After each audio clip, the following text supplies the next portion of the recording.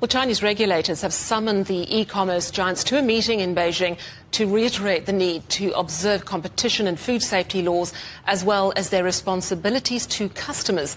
Angelo Zino is Senior Vice President and Technology Equity Analyst at the investment research firm CFRA.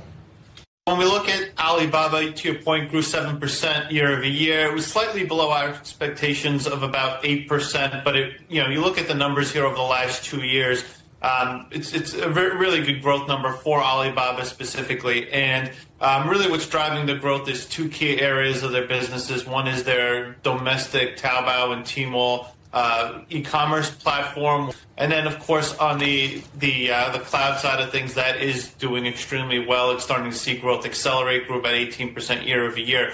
But this is a company that has lost market share here in recent memory, in recent years.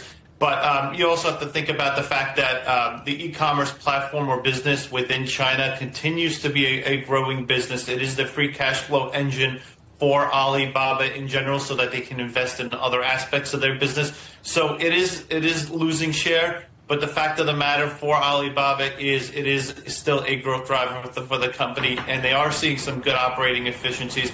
I think there was just a very high bar kind of going into the quarter, and that's why they disappointed.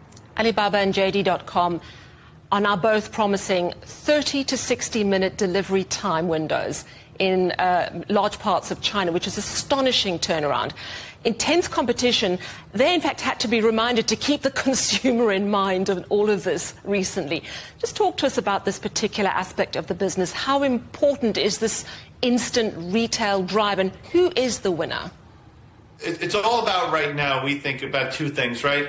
Or really one thing, and that is kind of getting more users on the platform and improving engagement levels. And at the end of the day, to get an increased level of users on your platform, the way you do it is one, through more competitive pricing, or two, innovation through better services and what have you out there. So that's what Alibaba and others are trying to do here, in the same respect as they are also trying to be very aggressive on the pricing side of things. Ultimately, we think that does improve engagement on across the platform. It also gets new users on the platform, and that is ultimately what's going to drive growth, at least on that domestic e-commerce platform over time. Yeah, I'm seeing fascinating incentives to the consumer, giving them free milk teas and things like that, really innovating to push that ahead.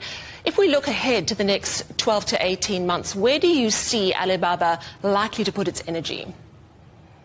I mean, it has to be on the cloud side of things, right? When you look at this company, when you look at the opportunity for this company over the next, I'd say, 3 to 5 years, the biggest growth opportunity has to be on the cloud. It has to be tied to AI. When you think about the acceleration we're seeing on the cloud platform here, and you look at some of the massive CapEx investments that they've recently announced here over the last couple of months, it is going to be heavily driven on the cloud side. And when you specifically look at what we've seen here, in the U.S. states, over the last 2 years, you'd have to say, as far as China is concerned, they're early innings there as well. And when we kind of think about the opportunities there, the ability to kind of monetize that platform over the next couple of years, we think there's a massive opportunity for Alibaba, and they're going to be an early player, and they've got the scale out there to really kind of be a big player.